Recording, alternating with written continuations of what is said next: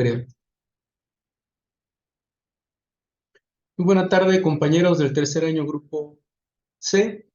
Vamos a proceder a trabajar nuestra materia, nociones del derecho mercantil, pero ya considerando que la capacitación que tienen que tener ustedes en materia de trabajo, obviamente en contabilidad, administración y por ende derecho, tiene la finalidad de que ustedes puedan conocer en este semestre, en este tercer bloque, precisamente el desarrollo de las habilidades que ustedes van a tener del conocimiento jurídico con una visión en la noción del derecho mercantil.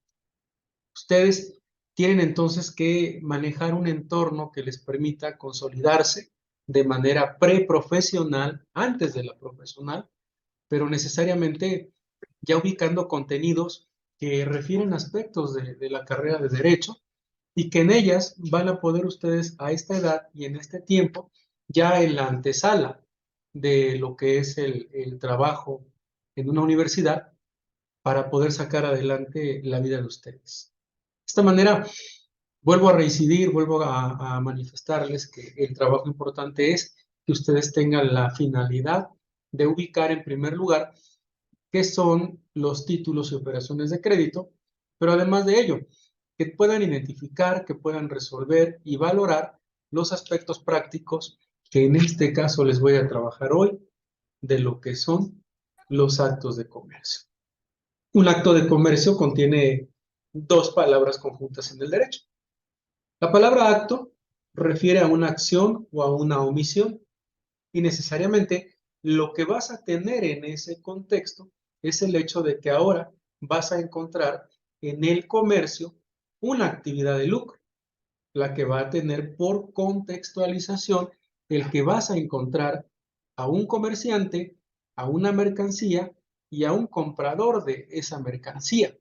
Me dirás, bueno, y entonces yo voy a ser comerciante por el solo hecho de ir a la tienda a comprar unos gansitos o comprar un refresco o subirme a un transporte. Yo te respondería, la ley previene actos de comercio directos e indirectos, o más bien dicho, accidentales.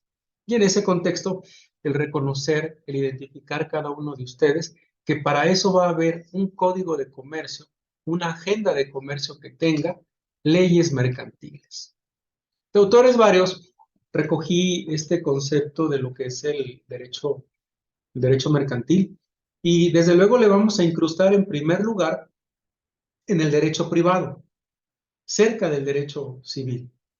¿Y va a regular qué cosa? Necesariamente los actos de comercio, a los comerciantes, comerciantes accidentales o incidentales, obviamente las mercancías, el trueque que se dé en ello, las actividades del Estado que incluso pueden ser también de tipo mercantil, y desde luego las cosas mercantiles, que ya dije son mercancías, la organización de las empresas en el ámbito comercial. Por eso, el derecho mercantil va a tener por finalidad el ponerse de acuerdo a las partes. Y en ese contexto, este concepto tiene elementos muy variados que están insertos entre los artículos 2 y 6 del Código de Comercio de nuestro país. Y en ese camino van a haber leyes colaterales que van a permitir al comerciante accidental, al propio Estado, establecer, describir y enumerar componentes, variables, que van a permitir también que puedas ejercer el comercio. Muy importante que yo les explique que no es un contexto caprichoso o arbitrario del legislador para crear este tipo de normas. Recordemos que ya habíamos narrado en la clase pasada el hecho de que tanto en España como en Francia se da el primero de los grandes eventos en materia de codificación, y aquí en América Latina, ya por 1890, México escribe o México emite un primer código de comercio de avanzada en la época de Porfirio Díaz para todo Latinoamérica. La materia comercial tiene por finalidad que nosotros podamos crear instituciones y negocios económicos, tales como las sociedades mercantiles que ya platicamos, el transporte, el comercio marítimo, el comercio terrestre, hoy día el comercio aéreo, para ir regulando cada uno de ellos y crear sistemas económicos. Ahora, estas relaciones necesariamente de derecho privado solamente van a impactar a las partes. Si tú ejerces un acto de comercio, Ariana, con Gaby, solo ustedes van a ser impactadas y solo ustedes van a tener que ir a un órgano jurisdiccional a dirimir o a litigar en la defensa de sus derechos. Eso es lo que encontramos nosotros de manera ya cerrada en el derecho mercantil y apoyado por el derecho civil en cuanto a lo que es la explicación de algunos conceptos que veremos más adelante. Este es el código de comercio. Presentarles en esta imagen cómo dos personas se ponen de acuerdo y veamos que esta es una agenda precisamente comercial o de comercio que contiene este código y algunas demás leyes que veremos en las diapositivas que sí. A la izquierda de ustedes es el contenido de un código, de un código de comercio, de una agenda mercantil. Pero bueno, ¿qué es el comercio? El comercio está vinculado a los actos de comercio y no es otra cosa más que la expresión de voluntad humana que va a tener el impacto de efectos jurídicos ¿en dónde? En la realidad de todas las personas que intervengan. Alguien me diría, bueno, entonces nada más las personas físicas son las únicas que van a poder ejecutar actos de comercio. La respuesta sería dudosa porque diría sí y no. Sí las personas físicas, los seres humanos, de un ente biológico a otro, como personas físicas. Pero no, porque también surge en esta natura la creación de personas morales llamadas sociedades mercantiles que van a poder contraer derechos y obligaciones. Y ahí es a donde decimos el sí y lo que yo les explicaba. En ese mismo camino, vamos a encontrar que los actos de comercio son actos jurídicos que van a tener la necesidad de ser reglamentados de manera enunciativa, jamás limitando el accionar en la regulación mercantil y que obviamente va a contemplar normas que van a derivar, les decía, del Código de Comercio, de la Ley General de Sociedades Mercantiles, de la Ley General de Títulos y Operaciones de Crédito que estaremos viendo en el siguiente bloque, la Ley de Concursos Mercantiles cuando las empresas entran en quiebra o llegan a perder sus saberes, la ley que contiene la propiedad industrial, o sea, los derechos en los inventos que tú llegues a tener. Y como consecuencia, esa ley federal de derechos de autor. Todo aquello que tú emites o creas, necesariamente lo tienes que registrar para que tu idea no sea robada y obviamente la propiedad industrial de la misma no sea explotada por otra persona. Tenemos también una ley federal de la correduría pública. Esta ley federal de correduría pública habla de los corredores públicos que asemejan en funciones a los notarios públicos que han escuchado ustedes en la vida diaria. Sin embargo, el corredor público tiene únicamente por actividad la de tipo comercial o mercantil. Esa es la diferencia con el notario. Se va a constreñir únicamente a ese esquema. Vamos a encontrar como consecuencia también que hay un reglamento del registro público de comercio. Cada registro público de la propiedad y del comercio de cada entidad, de cada estado, va a tener una sección en la que va a inscribir a todas las sociedades mercantiles que se creen en su territorio. Además de ello, los actos mercantiles o incluso en la sección de bienes inmuebles, los embargos o las anotaciones marginales que lleguen a tener cada una de estas empresas. Curiosamente, en la vida diaria nosotros también vamos a contar con seguros de vida, seguros de automóviles, etcétera. Y ahí es a donde vamos a encontrar esta ley sobre el contrato de seguro, que es una obligación ya de las empresas que aseguran el brindarte la información necesaria para que puedas ejercer frente a ellos tu derecho.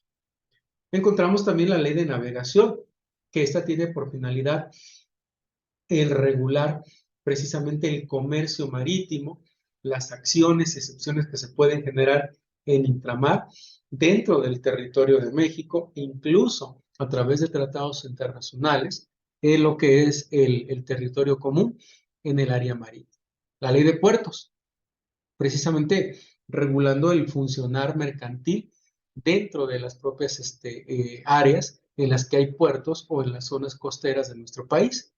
Una ley federal de competencia económica y reglamento. Qué importante es esta ley porque de ella emana precisamente el derecho que tenemos a evitar que una persona ejerza monopolio en cualquiera de las actividades comerciales de nuestro país y explicadas, por ejemplo, en ella la telefonía, la radio, la televisión. Y bueno, entrar a una ley que regula las cámaras empresariales y las confederaciones de ellas. Y aquí citar como ejemplo a Concanaco, a Hombres de Negocios, a Coparmex, a diferentes centrales que agrupan a empleadores, a patrones. Así tenemos también la Ley Federal de Protección al Consumidor. Esta ley te defiende frente a las empresas que llegan a negar tu servicio o que llegan a coartarte el derecho que tienes en él. Tiene un trabajo jurisdiccional, precisamente el órgano que se crea para proteger al consumidor, no lo tiene como tal. Cita, llama, pero invita a las partes a que lleguen a tener una negociación. ¿Quién es el que más trabajo le da a la famosa conducir? Necesariamente los bancos. Los bancos, los seguros de vida y en especial de ellos derivan incluso las agencias de viaje o en las agencias que se dedican al traslado de personas en vuelos, en aviones. Tenemos también la Ley de Protección al Comercio e Inversión de las Normas Extranjeras. Esta tiene por finalidad establecer las reglas con las que vas a poder, dentro del derecho mexicano, brindar contratos hacia sociedades de derecho internacional. Y así, lo que yo les comentaba hace unos minutos atrás, la Ley de Sociedades Mercantiles, que agrupa a las 6 sociedades mercantiles, algunos dirían 8, que ustedes ya trabajaron en aquel cuadro comparativo que les di en la sesión pasada. Y al final, los reglamentos interiores de la Secretaría de Economía como documentos importantes de nuestra legislación comercial. Y estos, pues van a ser actos jurídicos que van a regularse en cada una de estas leyes con la necesidad de que incluso puede impactar en el área civil, su actuar, o en el área penal, en un área administrativa incluso. Los ejemplos claros pues están en el Código de Comercio, la Ley General de Sociedades Mercantiles, la Ley General de Títulos y Operaciones de Crédito. Los actos de comercio entonces, ¿qué vamos a encontrar en ellos? Necesariamente vamos a encontrar en ellos fines mercantiles que van a provocar ¿qué cosa? Un intercambio de bienes y de servicios que van a ser habituales y que van a tener necesariamente un fin lucrativo, es decir, el deseo de ganar dinero. ¿Qué existe en el acto de comercio? Especulación, lucro, intercambio y circulación. ¿Qué vas a especular? El valor de algo. ¿Con qué vas a lucrar? Vas a obtener dinero. ¿Qué vas a intercambiar? Quizás mercancías, productos o dinero por algo. ¿Qué es la circulación? Todo el revolvente que en materia mercantil, o sea, hablando de dinero y de mercancías, van a girar en torno a ello. Ahora, regularmente los actos de comercio se van a clasificar desde el punto de vista doctrinal, desde las operaciones bancarias hasta los actos relativos y todos aquellos que son absolutamente mercantiles van a tener una regulación desde la doctrina o desde la literatura que tenemos en el derecho. De esta manera, vamos a encontrar un desglose que va enunciando estos aspectos tan importantes en la vida de cada uno de nosotros. Y así vamos a encontrar que los actos de comercio van a tener un impacto en su fondo y en su forma, colocando como ejemplo otra vez a lo que son las operaciones bancarias, que vienen siendo actos de comercio relativos, porque nada más impactan al banco y a la persona que está gestionando o ejecutando alguna situación con ellos. La nomenclatura tiene por finalidad explicar los valores que tú vas a encontrar en el desglose de lo que vas a poder identificar en el rango del derecho comercial. Y así, un estudio doctrinal perfecto te permite ubicar 3 aspectos importantes en materia de actos mercantiles. Los vamos a encontrar de tipo subjetivo. La explicación de ellos son netamente jurisdiccionales, nacen desde la Edad Media, desde que se codifica, desde que se crean leyes, como ejemplo, trayendo otra vez a España y a Francia, precisamente buscando crear órganos o tribunales en los que las corporaciones iban a poder funcionar y establecer las diferencias que llegasen a tener en los negocios jurídicos que ellos llegaban a realizar, y con alguien, un tercero, que podía llegar a dirimir y a decir quién tenía la razón y quién no.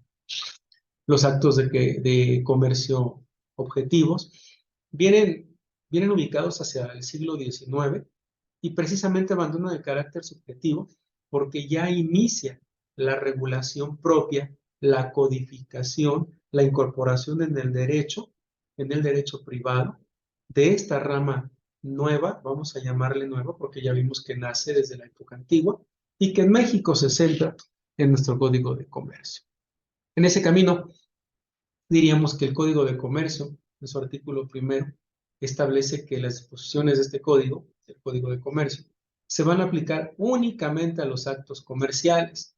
Y curiosamente, va a tutelar el actuar de los comerciantes y de aquellos que de manera accidental ejercemos actos de comercio en la compra de una mercancía, en la compra de algún producto, en el préstamo de algún dinero. Necesariamente ahí estaríamos viendo impactado este gran trabajo. Van a ver como consecuencia actos de comercio absolutos, que estos se van a subdividir en cuanto al sujeto y en cuanto al objeto. Me dirían ustedes, ¿pero por qué? Bueno, es que si nosotros atendemos que los actos de comercio absolutos atendiendo al sujeto, diríamos que se va a referir a las operaciones bancarias que llegan a hacer las personas. Llámese un depósito en la cuenta de ahorro, en una cuenta de cheques, en una cuenta de dinero, que este depósito sea regular, o sea, continuo, o que sea intermitente de vez en cuando. Hoy día agregaríamos en este concepto incluso las transferencias bancarias que puedes hacer a través de alguna tienda de conveniencia. Y pues bien, la emisión de títulos de crédito o títulos nominativos también llega a generar este tipo de eventualidades, porque en ellos vas a encontrar necesariamente que las personas ejercemos actos de comercio o tenemos el ánimo de lucro, de obtener una ganancia. Los actos de comercio absolutos atendiendo al objeto van a tener por finalidad establecer la regulación legal en las negociaciones que se hagan, pero en las características de las cosas mercantiles, o sea, del objeto del negocio. Yo te voy a vender, digamos, un automóvil, pero te lo voy a dar en los términos y condiciones mecánicas en que se encuentra. Ya tú sabrás si lo aceptas o no. Y esto se extiende a buques, a empresas, a títulos de crédito, patentes, marcas, acciones. Vaya, es toda una dinámica que llega a ver en esto, que la finalidad es colocarle, yo diría, los puntos a las IES, precisamente en la naturaleza de la mercancía que yo les puedo vender o que ustedes me pueden vender y que ustedes quieren comprar o que yo quiera comprar. Así, encontramos también que los actos de comercio absolutos por forma no son otra cosa más que el identificar en el estatuto y en el acta constitutiva el cómo se crea una sociedad mercantil, para qué se crea, quiénes la crean y sobre todo, cuáles son las actividades comerciales que la empresa va a tener. Esto trae como consecuencia que nosotros podamos trabajar con ustedes precisamente las reglas de los artículos 76, 170 y 176 de la Ley General de Títulos y Operaciones de Crédito. Me dirán, ¿por qué? Resulta ser que estos numerales te dicen que todo lo que esté inserto en un título de crédito se debe de atender a la letra, como haya sido colocado. Si no está bien, tendrás que demandar la nulidad, tendrás que demandar la reposición de ese documento o tendrás que ejecutar alguna acción de compensación o de reconsideración. Ahora, las operaciones de crédito tienen por finalidad que ustedes puedan conocer las figuras del acreditante, el acreditado, sumas de dinero que se van a depositar o a pagar y obviamente la obligación que se llegue a tener en qué tiempo a devolver o una mercancía o un dinero. Son los ejemplos que yo les coloco en esta diapositiva con la intención de expresar por el objeto un acto de comercio. Ahora, en un sentido de actos de comercio relativo, he de decirles de manera lisa lo importante que llega a ser el hecho de que nosotros podamos identificar las cosas mercantiles, la especulación como el aspecto básico del acto de comercio y desde luego el impacto que va a tener en bienes muebles e inmuebles, incluso en los alquileres que hagamos de automóviles o de casas, con la intención de que no abandone la naturaleza mercantil ese tipo de contratos y se incruste en el esquema civil. Es lo que vamos a encontrar, por ejemplo, datos o variantes en tierras, en aguas, en actos de venta de BTPs en el turismo, en la compra incluso de libros, en la cesión de derechos en las editoriales o en imprentas a través de la tipografía, de las comisiones que cobran los trabajadores mercantiles y bueno, hay todo un esquema que te llega a explicar la materia mercantil en este rubro. Ahora, la mercantilidad relativa. ¿Qué es ejercer un acto mercantil relativo? Necesariamente lo vas a incrustar en la especulación que tú llegues a ejercer o hacer en productos mercantiles, perdón, agrícolas, ganaderos, piscícolas, y que se extiende más allá del trato que tú hagas, sino en la característica de la especulación o el ánimo de lucro que tengas en los productos que llegues a comprar. Así, vamos a encontrar también actos accesorios o conexos dentro del derecho mercantil. ¿Qué finalidad tiene esto? Necesariamente que esté asociado el acto absoluto, es decir, el fin de las personas, cómo van a hacer las personas este contrato y con la naturaleza del lucro, cuánto puedes llegar a ganar de este tipo de contratos. La comisión mercantil es algo que vamos a encontrar. Regularmente lo que hacen algunas empresas es contratarte para vender libros, para vender productos, para enganchar a alguien y que de esta manera de lo que tú obtengas o ingresar a la empresa, pues puedas cobrar de ello un porcentaje de este tipo de eventualidades. La problemática que yo veo aquí es que cuando tú reúnes un horario o jornada laboral, cuando tienes un horario de comida, cuando tienes variantes del derecho laboral, abandonas la comisión mercantil o el ser un comisionista mercantil para ser ya un trabajador. Esas son las grandes discrepancias que se dan en el derecho social con relación al derecho privado en el que está incrustado el mercantil. Aquí hay más aspectos de la misma situación. Habla de concurrencia de acciones. Créanme que es todo un esquema que les planteo en este juego de diapositivas cuando clasifico los actos de comercio. Llevan muchas variables, pero lo importante no es nada más verlo pues en esta diapositiva, sino ahora, ¿qué te dice la ley? Que creo que eso es lo que ustedes pues tienen la inquietud. Aquí en Justicia México vamos a encontrar precisamente el artículo primero. Y miren, lo que les decía, los actos comerciales se van a regir conforme a este código y las leyes que ustedes ya vieron.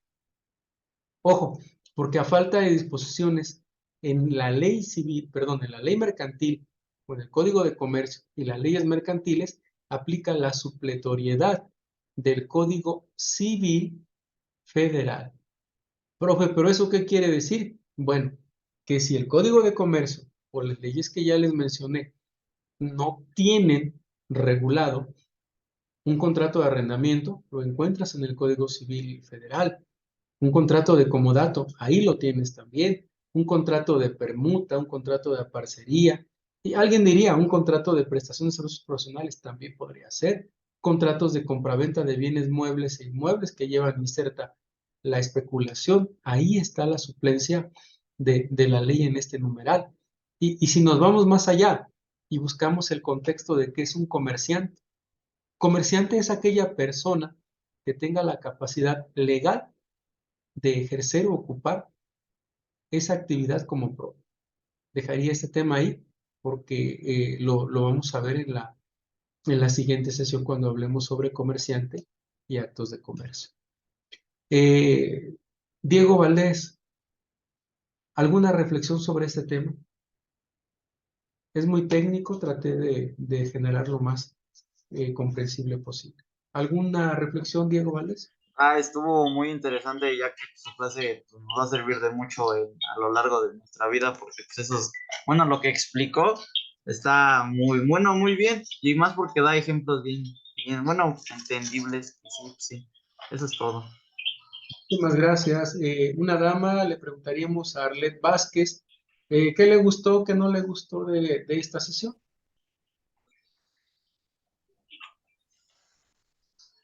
A mí me gustó su clase porque nos enseña más cómo funciona el método de cómo hacer una empresa y para nosotros creo que sí nos va a ayudar a futuro. Muchísimas gracias, Arlet. Bien, tarea para la firma de la sesión diaria. Necesito que me hagan en la libreta reciclada, por favor, que trabajen. Vamos a hacer una nota de trabajo, o un reporte de lectura sobre lo que vimos en la clase de hoy. Que sea pequeñita, no quiero nada grande. Quiero que me digan qué entendieron, qué no entendieron, qué les gustó o qué no les gustó o qué más podría yo haber abordado de este tema. Me lo elaboran. Ya saben que son firmas que voy a ir recabando para integrar en el saber conocer cuando ya estemos evaluando en la semana 6 esa etapa. Bien, pues les agradezco. Voy a dejar el video en YouTube, lo voy a subir al grupo más al ratito. Y Dios los bendiga a todos. Cuídense mucho. Voy a cerrar la sesión. Me quedan 20 minutos para que haga yo el transformar el video mientras hacen ustedes la nota. Y esa nota consérvenla. Yo les diré el mecanismo de entrega. Dios los bendiga. Bonita tarde, compañeros. Hasta luego. Hasta luego, profe. Hasta luego. Pero